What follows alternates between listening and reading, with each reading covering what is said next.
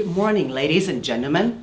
Under the current market uncertainties, we have identified a timely investment opportunity and we're recommending a buy on CPO, a defensive stock with an aggressive business attitude.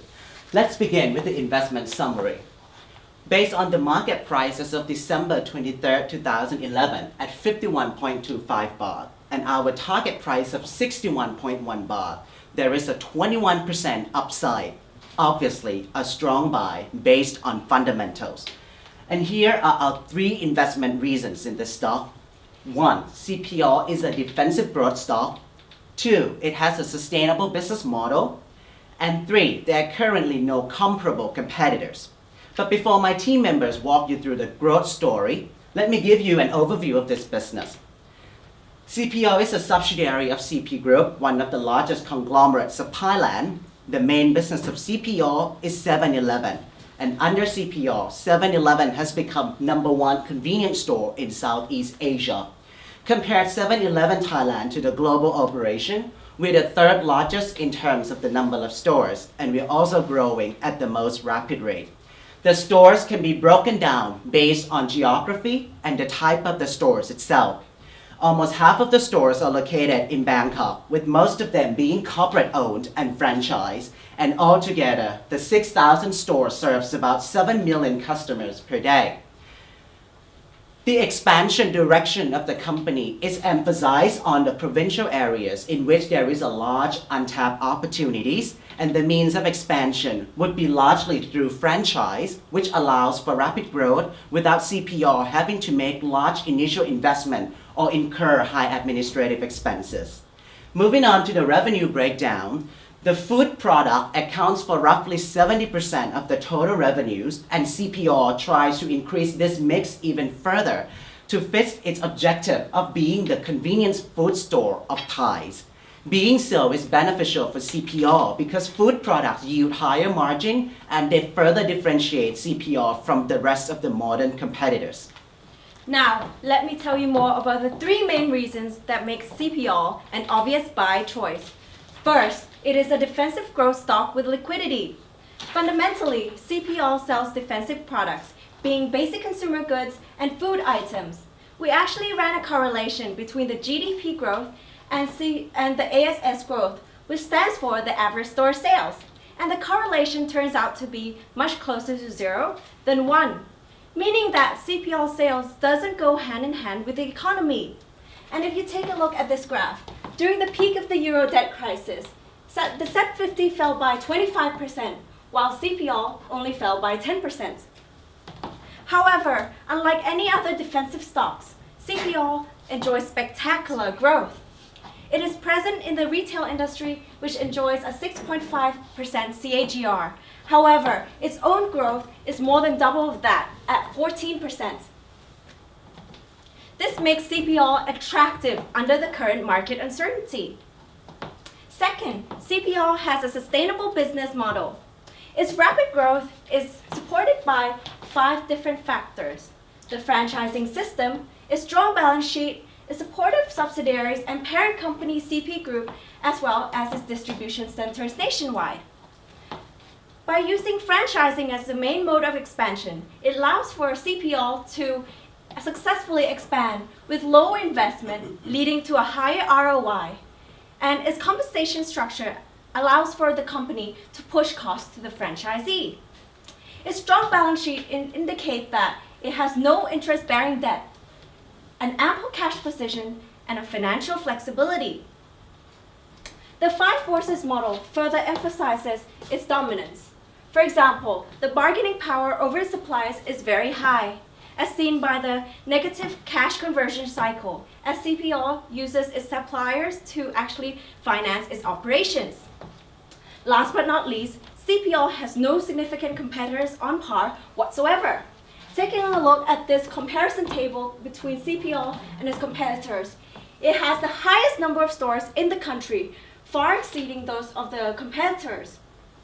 It also has secured all the strategic location, meaning that it is extending its lead from its competitors, as strategic locations serve as a key success factor in this business.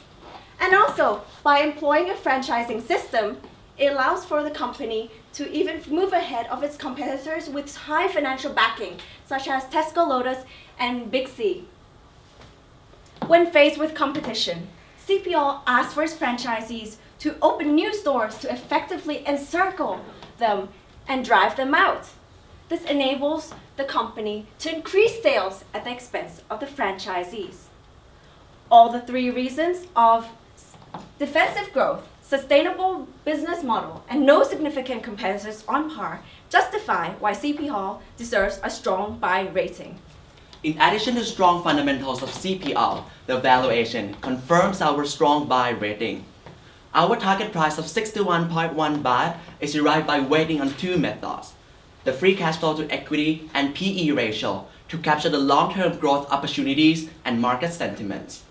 Let's first take a look at the free cash flow to equity method, which mainly consists of three components. First, the ample cash per share of 5.3 baht. Second, the 5-year projected cash flow in which there will be a strong growth in sales and increase in net margin.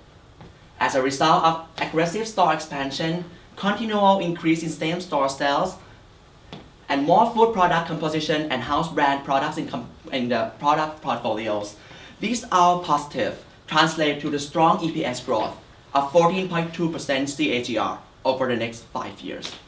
Last but not least, the terminal value, which is driven by G, consists of two main components. First, the average store sales growth and the perpetual store expansion.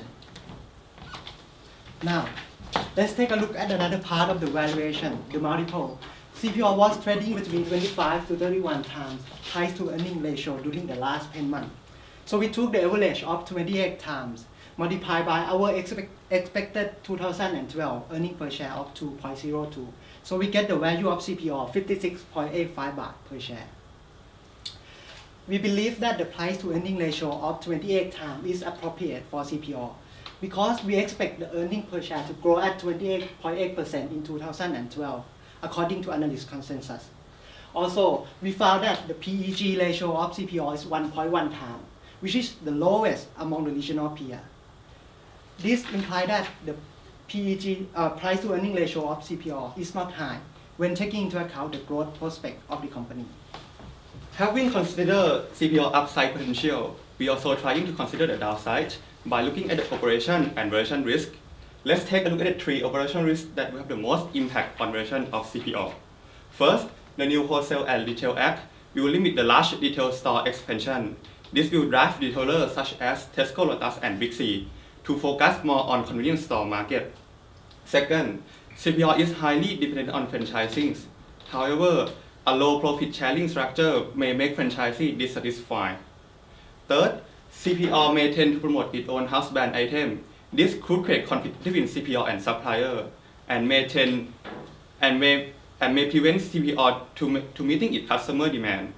However, CPO already has mitigation plan to counter this risk, and we welcome further discussion during the Q&A. Moving on to the valuation risk, if you recall, the terminal value accounts for the major portion in our FCFE model, and is mainly driven by the perpetual growth rate. So we decided to run the sensitivity analysis on this growth rate, and as you can see from the graph here, there's only a 4% chance that will trigger a change to our recommendation from buy to sell, and in which case the loss is still relatively limited. On the other hand, the probability of gain is as high as 75%. And that's why, ladies and gentlemen, we call CPO a defensive growth stock.